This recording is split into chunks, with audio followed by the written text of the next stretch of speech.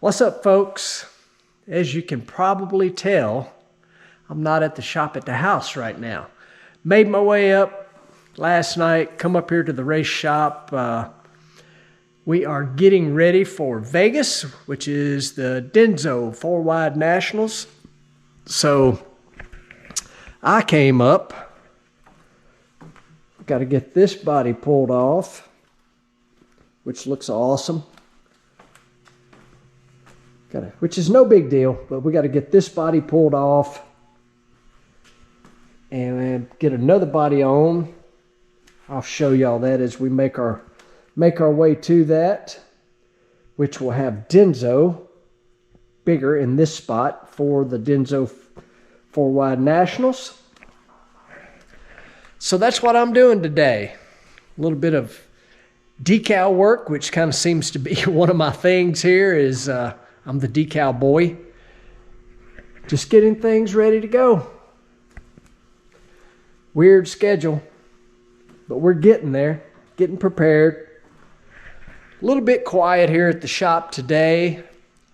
We have been really busy. All the new people, all the new things that were happening, getting ready for the season. Was a long, essentially a month getting ready for Gainesville.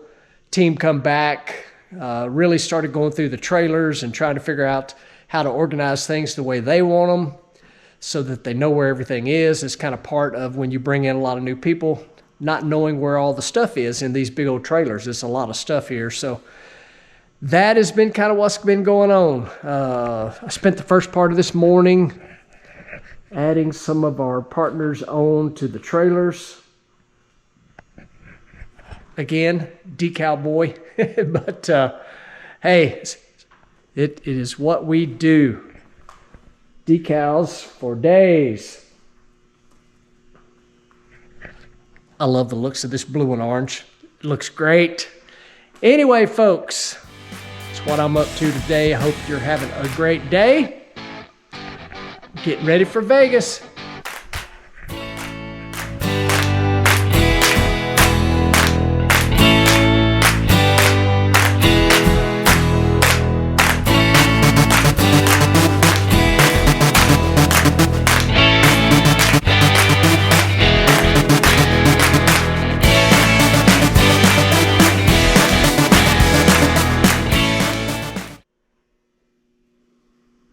Got the body peeled off.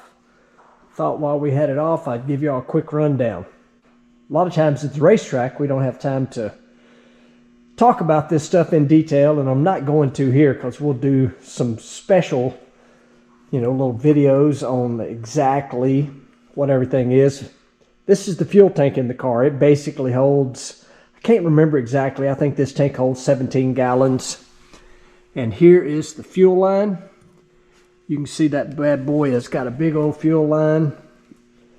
These are some titanium cross braces that helps the car stay straight. These things want to drive like a slinky. That helps the car stay straight. Get into here, some of the more intricate parts of how the car works, what it does, what functions everything, clutch management, ignition. We do run a radio in the car. A lot of this stuff right here is RacePak data system related. RacePak data system basically gathers all the data in the car. Control module controls the clutch, controls the fuel system. And then you get into my office here. You can see got the seat belts. It's got a lot of them. Shoulders, laps, and then a 3-point that in between your legs there. The old wheel, radio button, the oh crap button, parachutes, brake, fuel off on, ignition, RacePak, and the CO2 system for charging the clutch. Just a quick little rundown while the body was off this bad boy. The old dragster, the old top fuel car. Big old nitro burning Hemi. You know what? Last video I asked y'all to tell me to choose between a Hemi and a Honda for our Baby D project, the Dakota truck. How about this time, Brett, PFI Speed, was asking me if we had a name for the car. Drop a comment down below and give me some ideas for names. What could we name this top fuel dragster? It's not really something I've ever done before. We've named motors in the past. We've had a lot of motors that had different names, but had never really named the car. I had one car we called the Ratmobile. The old Ratmobile was simply pretty easy because I listen to rap music, believe it or not. Maybe a country boy, maybe from Tennessee, but rap is the music that I prefer to listen to.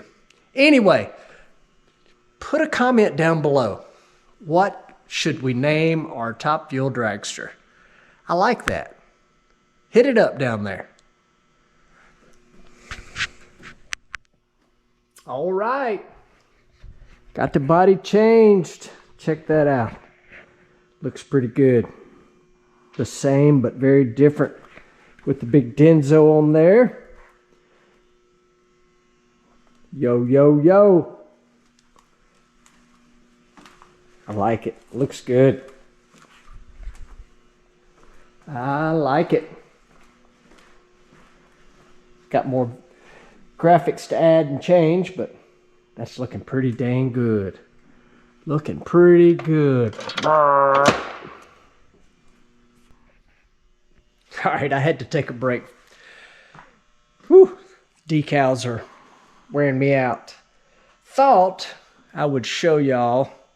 We talked about it a little bit, but we didn't show you during testing that our last test lap we made, decided, oh, we're going to go a little further. We had made a bunch of short runs, you know, 330 feet, kind of getting everybody used to everything, getting me used to riding the roller coaster again, all those sort of things. But made the decision, hey, we're going to make one more pull, go basically, you know, half track, 660 feet. When I say half track, 660 feet, because the car was good, the bearings looked good, everything looked good.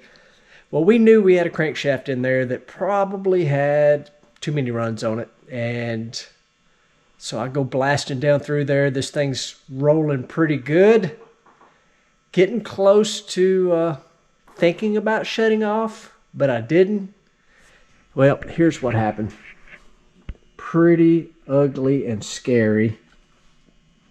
This could have been really bad. I mean, there's been cases where, you know, crankshaft breaks, it escapes all the diapers and all the things that we got protecting it and knocks the tire off. But this is freaking ugly.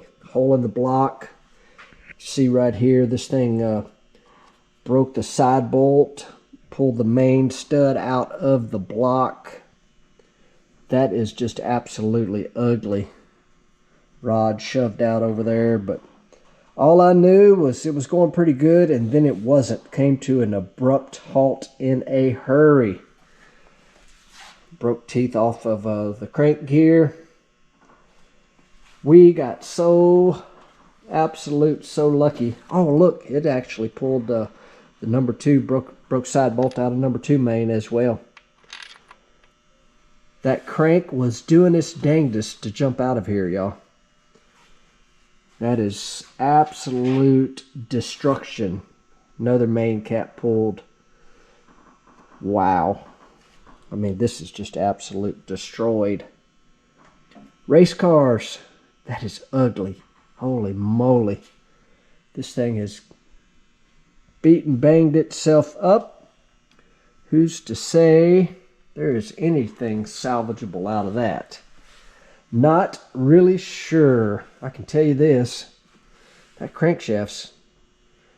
Is that a 3/4 crank? Kind of like a 3/4 cam? I don't know, but it is blowed up. Now that, on the other hand, that's kind of cool. A couple of bullets sitting there. Ready to go. Back to decals. It's got to be done. Hey, y'all. So, obviously, I'm back from the race shop. Me and little Millie girl. We're back out here at the shop at the house. And I stopped and got an accelerator pump for the old ATV carburetor.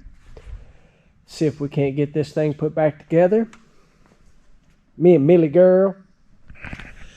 Anyway, what I didn't film the other day that I did right before I left to go to the shop was busted out the pressure washer and got the under hood area all cleaned up, spiffed up. It actually come out way cleaner than I thought it would. It's going to look good. Whatever we decide to put in here, Hemi, Honda, don't know yet, but I am pretty happy how it come out. A lot of wiring though that I don't know anything about. Millie girl does though, don't you Millie? Don't you Millie? Let's put an accelerator pump in. All right, so what I don't know or remember is exactly which side goes up, because when I took it apart the other day, I did not do a good job paying attention. Hopefully, I can figure it out. All right, so what I'm gonna do now is fill the bowl up with fuel and see if our accelerator pump is working. All right, let's see if we get a squirt out of this thing. All right, so we've got our bowl full. Let's see. That is the motor side, so it should squirt.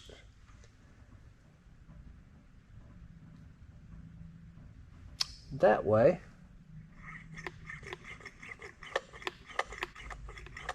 We ain't got nothing happening, y'all.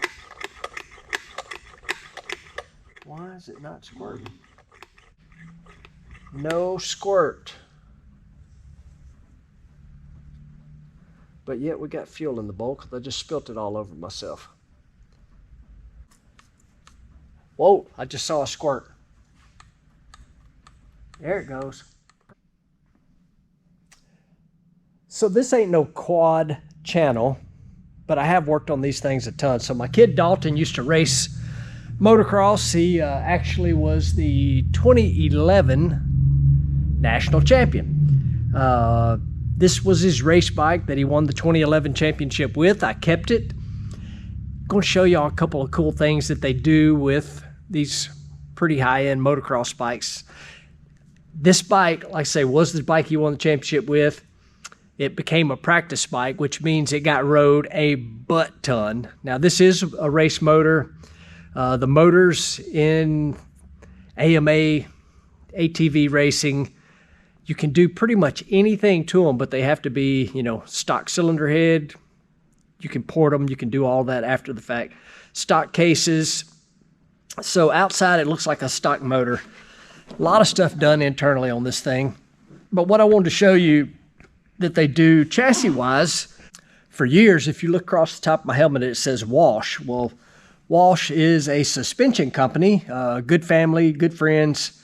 They make a lot of the components that are on this bike, and I was going to show you something that's kind of cool about it that's really hidden, and it's not one of those things you'd look at, but if you look at this rear subframe, you see it's bent down right here, and it's got heim joints here, so you can lower the center of gravity of the bike.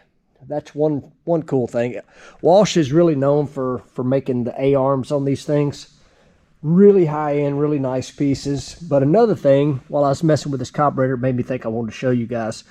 You can see that I've cut the top off of this carburetor. And I'm going to show you why that had to be done here in a moment. And what a lot of this about is lowering the center of gravity on these things. I know if you've ever ridden a four-wheeler, you probably have turned it over. It's probably threw you off, and that's because the center of gravity is really high and they tip over pretty easy. Well, these bikes have got a lot done to them to lower that center of gravity as much as possible, and that's why we cut the top off the carburetor. And here momentarily, I'll show you why. All right, so here's the reason that the top of the carburetor is cut off, or part of the top of the carburetor. So you can see here, This is a custom-made gas tank for this thing. And if you can kind of look, you can see the tank actually drops down inside the frame rail. And this is the reason the top of the carb's cut off, because to get the thing mounted, you got to cut the top of that carb off. And you can see we've had tabs welded on here, and that also lowers the center of gravity.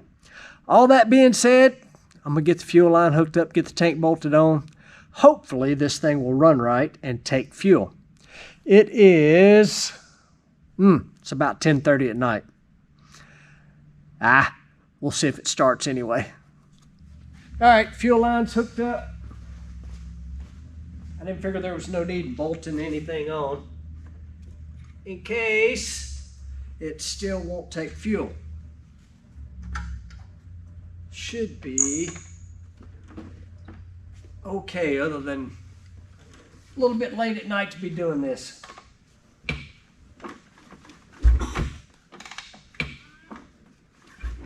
This thing does have a lot of compression. Give her a couple squirts.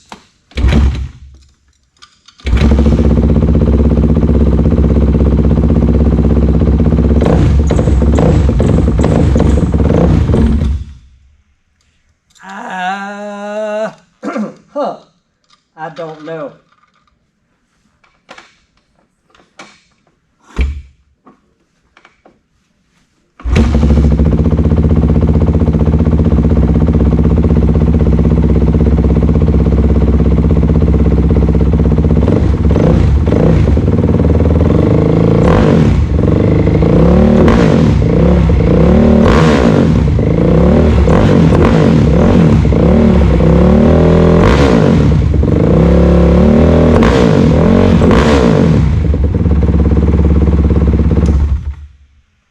I'm going to say it's fixed,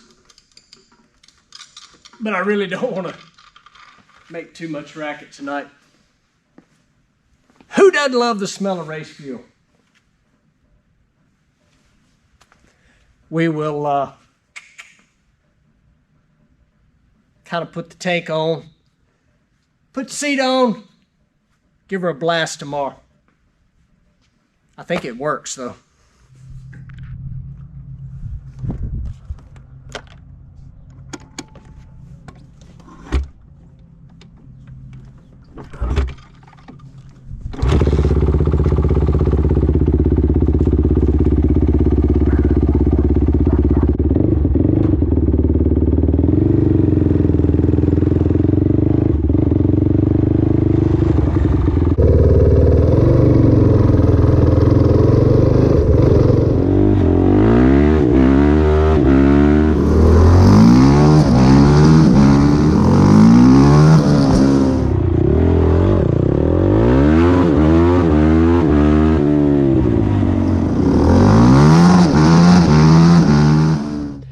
All right, that thing is freaking ripping.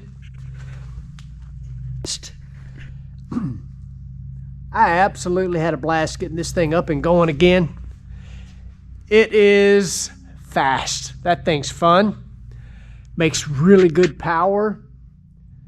And it doesn't stumble anymore.